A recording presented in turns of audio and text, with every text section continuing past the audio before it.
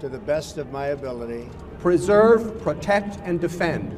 Preserve, protect, and defend. The Constitution of the United States. The Constitution of the United States. So help me God. So help me God. Congratulations, Mr. President.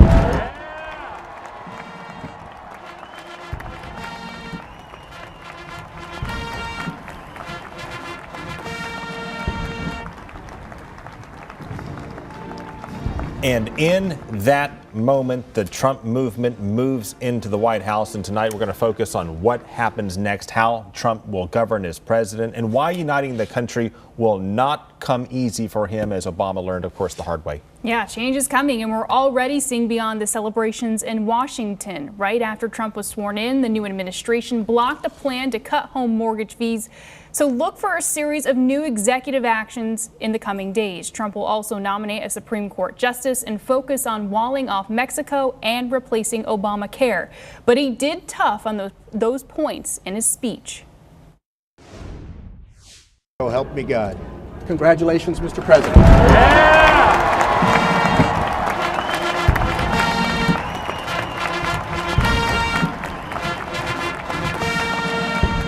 After he took the oath of office and promised to protect and defend America, President Trump made it clear he would keep the other promise he's made all along. Today, we are not merely transferring power from one administration to another or from one party to another, but we are transferring power from Washington, D.C., and giving it back to you, the people. President Trump's message on his inauguration day mimicked his campaign.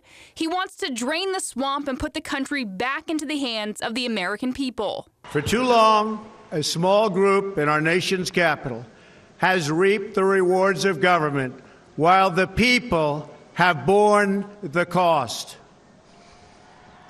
Washington flourished, but the people did not share in its wealth. Their victories have not been your victories. Their triumphs have not been your triumphs. And while they celebrated in our nation's capital, there was little to celebrate for struggling families all across our land. There is no question that his vision for Washington is much different than that of his predecessors. The one common ground they do share, though, is the desire to bring this country together. A new national pride will stir our souls, lift our sights, and heal our divisions. It's time to remember that old wisdom our soldiers will never forget, that whether we are black or brown or white, we all bleed the same red blood of patriots. And those red hats, a symbol of Trump's campaign and hope for America, were worn by so many present at the inauguration. It is the promise that helped him win the election and the one thing he couldn't leave out of his first speech as President of the United States of America. Together, we will make America great again. Thank you, God bless you, and God bless America. Well, after taking the oath of office, the president signed orders making his cabinet picks official. He signed the waiver allowing General Mattis to lead the Pentagon, and the Senate confirmed Mattis as Secretary of Defense. General John Kelly was confirmed as Secretary of the Department of Homeland Security, and Mr. Trump also ordered a National Day of Patriotism. And as it relates to his speech, of course, we're a nation divided, as critics panned it, because they watched it from a very different perspective as the supporters, of course, who loved it. Before we get into their take on both sides, though, I want to take a look at how this speech compares to that of Richard Nixon. Not Nixon from the scandal years or Watergate, but from 1968 when he took off on a similar theme as Donald Trump. And giving it back to you, the people. President Trump dedicated his movement to all of the people the establishment and pollsters left behind. Trump calls them the forgotten men and women. Nixon called them the silent majority. The forgotten men and women of our country will be forgotten no longer. And so tonight, to you, the great silent majority. So part of Trump's speech channeled Richard Nixon from 1968. Remember, they both ran and won on the theme of law and order. And the crime, and the gangs, and the drugs that have stolen too many lives and robbed our country. But of course, Trump's critics see something different. They panned his speech as dark and brooding. This American carnage stops right here and stops right now. As his critics see it, Trump described America as if it was Gotham City, and they compared his fight against the establishment to Batman's enemy, Bane. And we give it back to you, the people. And giving it back to you, the people. But Trump supporters see Trump's speech as a revival of President Ronald Reagan from 1981. Shopkeepers, clerks, cabbies, and truck drivers. They are, in short, we the people. Yes, Trump described America in stark terms, but so did Reagan before he shook up Washington and declared mourning again in America. These United States are confronted with an economic affliction of great proportions. One by one, the factories shuttered and left our shores. Idle industries have cast workers into unemployment, human misery, and personal indignity. Rusted out factories scattered like tombstones across the landscape of our nation. And let there be no misunderstanding. We are going to begin to act, beginning today. This American carnage stops right here and stops right now. So Trump's detractors compared him to the villain Bane. Not to be outdone, Hillary Clinton's detractors tagged her with another one of those "who wore it better" memes, comparing Clinton's attire to the recent villain from Star Wars. So maybe one of the reasons Clinton may not have wanted to be there, but she was to be part of this peaceful transfer of power, even after Trump crushed her dreams and said if elected he'd send her to jail. Trump has since backed off on that threat, and he praised former President Obama for his support through the transition. President Obama once mocked and ridiculed Trump at a White House Correspondents' Dinner, and Trump led the birther movement, questioning whether Obama was a U.S. citizen for years. And after that, look, hand in hand at least arm around each other, they walked into the inauguration, in and out together, and they worked together for some length of time for a smooth transition. And then, of course, the former president said goodbye. And coming up, he is back. Charlie is answering your questions in our newest edition of the Money, Power, and Politics mailbag after the break.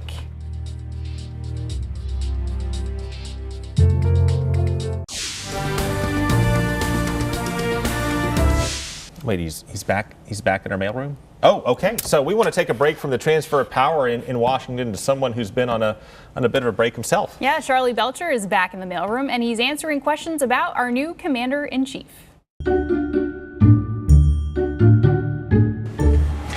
Hello, Money, Power, Politics audience. Charlie Belcher here in the Money, Power, Politics mailroom, where I'm most at home. I've got your letters that you send to us, also a smattering from Facebook, Twitter, or any other social media outlets. We appreciate you talking to us so we can talk back to you. Shall we get to your comments? Here we go. First one, Craig. The best part of that whole Donald Trump interruption into my day, I'm assuming they are talking about the first Donald Trump press conference.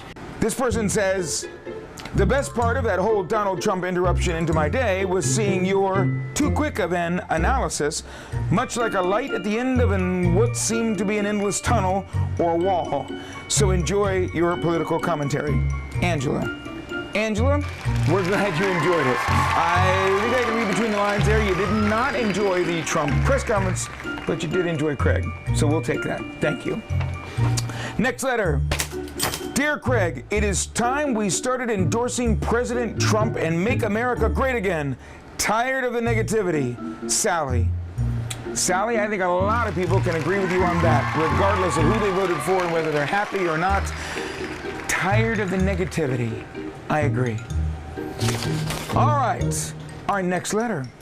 Dear Craig, polls are garbage regarding Donald Trump, as are the conclusions you reached. Nobody believes you anymore. Signed, Redneck Deplorable. I am not making an editorial judgment here. That is actually what it says on the email. It is signed, Redneck Deplorable. So, RD, well, I'm sorry. I'm sorry you're upset with Craig and you don't believe him anymore, but I still believe Craig will be back on Money, Power, Politics again very soon. All right, here's another one. This one says, Craig, I so heart you. But on Trump's ratings, seems you are putting butter on burnt, uneatable toast. Just saying, but I still 100% love you. Signed, Lovely Day. You know, if you put enough peanut butter on the burnt toast, I'm just saying.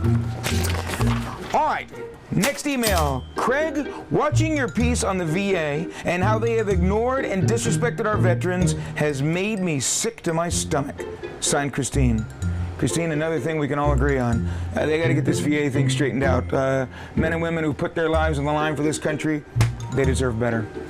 Thank you, Christine. Next email. Dear Craig, the Washington Monument went dark. I didn't pay this electric bill this month. My bad. Signed, Tom.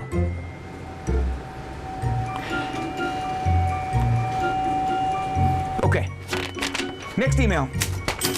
Dear Craig, is Charles Manson dead? I haven't heard a thing on the news. Signed, Carol.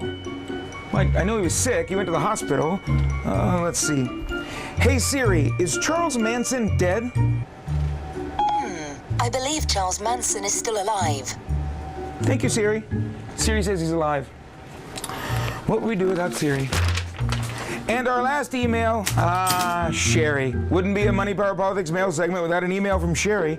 She says, Craig, I now have an antenna. My TV does not have ESPN, etc. The TV listing does not have the WTVT letters. Is there a listing somewhere that cross-references these? Thank you, Sherry. Well, Sherry, you bring up a good point. WTVT is Fox 13. WTVT are our call letters, but sometimes on your cable box they may not say WTVT, although they should say WTVT, because that's technically what we are, because we call ourselves Channel 13, but you might be watching us on Channel 1013 or Channel 613 or Channel 14 in some areas.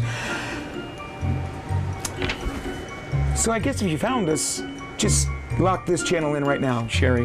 Whatever you're seeing me on right now, just stay here. Thank you. Keep those emails coming, folks. You can always email us at mpp@yahoo.com, mppmailbag@yahoo.com. Email them, send them to us. Somehow they magically get to me, and I'll respond to you. Also, find us on Twitter, Facebook. All these shows end up on YouTube. Thank you for watching. Thanks for your support. Love us or hate us, we want to hear from you. Back to you, Craig. Thank you, Charlie. Okay, we're going to take a walk down memory lane to show you how Trump's inauguration compares to how they played out in the past.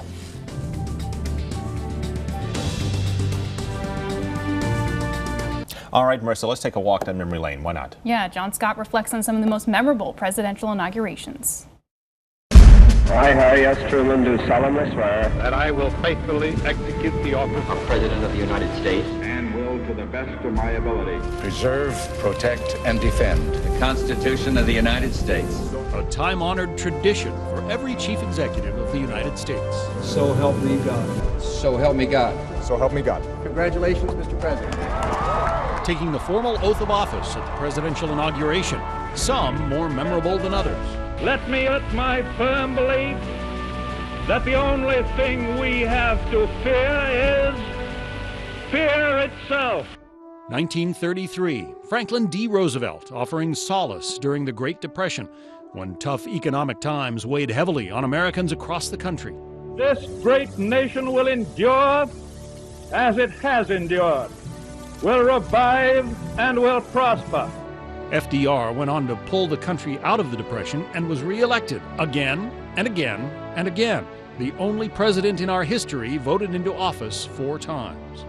I, Harry S. Truman, do solemnly swear that you will faithfully execute the office of President of the United States.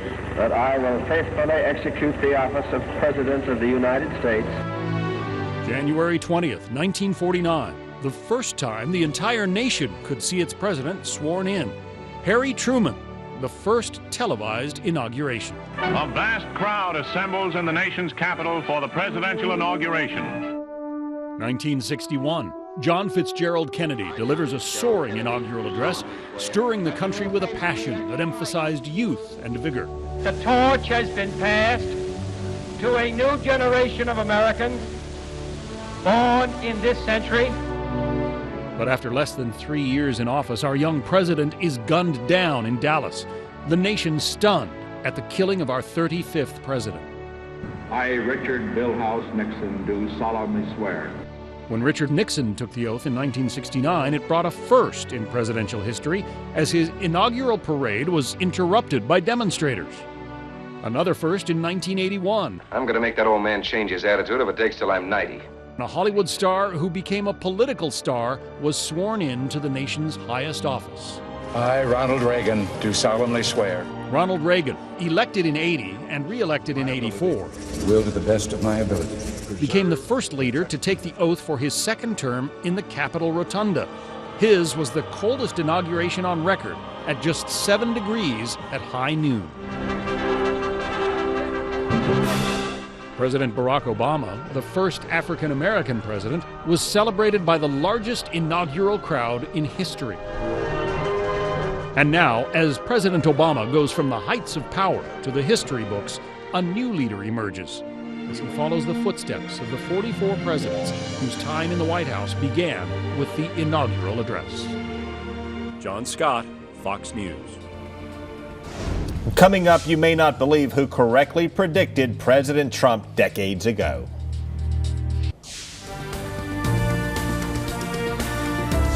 Okay, so at the top of the show, we compared Trump's speech to Nixon's speech 68 long before Watergate. So there is a bit of a Trump-Nixon connection. And take a look at this. Yeah, President Nixon, he wrote a letter to Donald Trump years ago, almost 30 years ago, actually. He wrote, as you can imagine, she is an expert. He's talking about his wife. They had just watched Donald Trump on the Phil Donahue show, and so he wrote about what his wife had said. As you can imagine, she's an expert on politics, and she predicts whenever you decide to run for office, you will be a winner. It has been reported that Mr. Trump will hang that letter in the Oval Office. And we will see how that comes together. And there is the letter right there in the closing moments of our show, folks. That is our show for tonight, and we will see you tomorrow night. Take care.